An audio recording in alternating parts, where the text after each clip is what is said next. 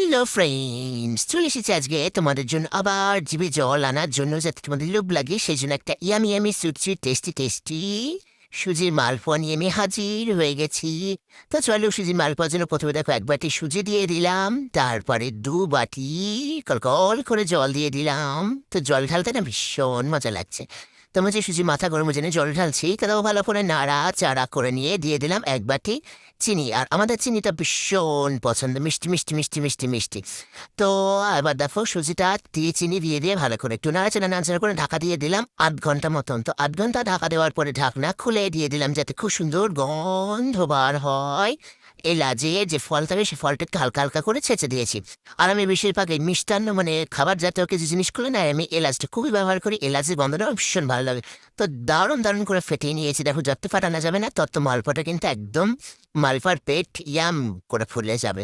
তো চলো দেখো, একবার উনান ধরিয়ে দিয়ে আমি কল করে রিপসির তেল জল বলছি। আচ্ছা, তা মাথা মনে হচ্ছে গিয়েছে।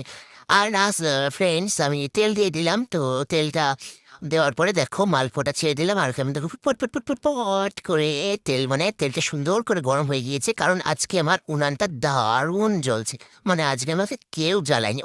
অন্যদিন আমাকে সব মানে এত পরিমাণ জ্বালায় কি বলবো, সব ধূপধাপ সব পড়ে যায়, এরকম টুপুস টাপুস টুপুস টাপুস ধূপ করে পড়ে। তা আজকে পড়েও নি, আর উনানও আজকে জ্বালায়নি। তো এটা হলো সবচেয়ে আনন্দের বিষয়। তো দেখো, একটা তাবুর তগর করে ফেট ফুললে একদম কি বলবো সুন্দর একটা মালপোয়া হয়ে গেছে। তো একটা হয়ে গেছে, আর একটা ছেড়ে দিলাম। দেখো কি সুন্দর লাগছে তেলের মধ্যে ভাজতে। তো আমি দারুণ লাগছে।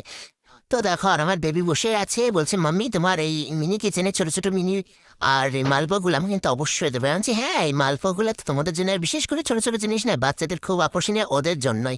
তো একে একে দেখো টুকটাপ টুকটাপ করে আমার মালপোয়াগুলো একদম পুরো ভাজা কমপ্লিট রেডি হয়ে গিয়েছে। কেমন লাগছে বলো দেখতে? অবশ্যই তোমরা দেখো, কিন্তু নজর দেবে না, কিন্তু বাড়িতে বানিয়ে খাবে, নজর দেবে না, তাহলে কিন্তু আমাদের আবার পেট খারাপ করবে। তো চলো, মালপোয়া তো বাইরেটা দেখলাম, ভিতরটা দেখাতে হবে না কতটা স্তক।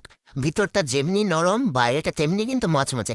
তো চলো, আর এবার আজকের মতন রেসিপি নিয়ে বিদায়, টাটা। দেখাবে নেক্সট ভিডিওতে। কেমন লাগলো কমেন্টে জানিও।